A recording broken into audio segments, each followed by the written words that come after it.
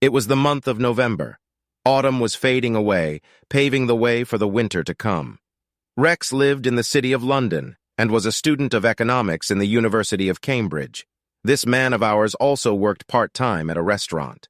Rex had been a teenager until this September, when on his 20th birthday, his mom had gifted him a new smartphone.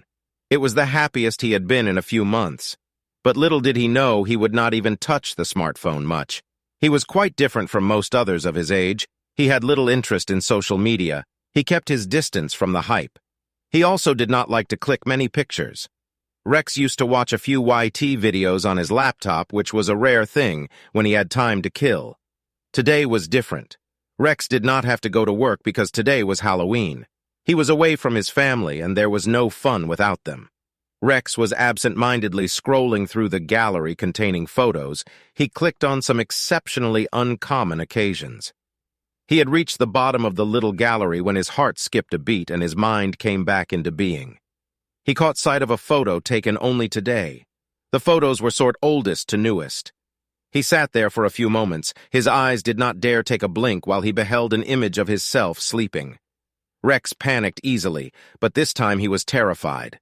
Clicking on the Details button, he found out that the image had been taken on today's night, after 3 a.m. when he was sleeping as if he knew no tomorrow. He forced his mind to picture how he went to sleep that night. He had returned home at evening, a little before 8 o'clock. He had a bad day at work, at the courtesy of a rough customer who demanded a refund after devouring a whole sandwich like a fiend. He had turned on the room heater, while he washed himself and got ready for the dinner.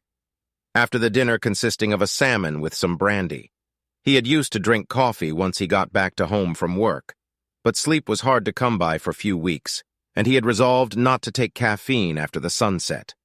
His family doctor, Mr. Jones, had declared him an insomniac and prescribed him some pills.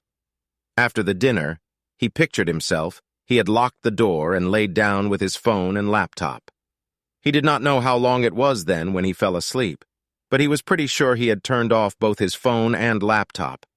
It was the same thing over again the next day and the day after that. Rex was slowly losing his mind.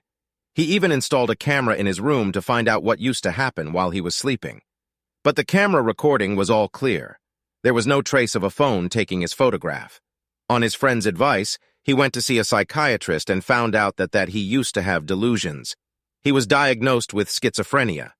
The diagnosis didn't help much, as Rex was convinced that he was being watched and that someone, or something, was taking pictures of him while he slept. He started to avoid sleeping as much as possible, staying awake for days on end and becoming more and more paranoid. One night, after being awake for almost a week, he finally collapsed from exhaustion.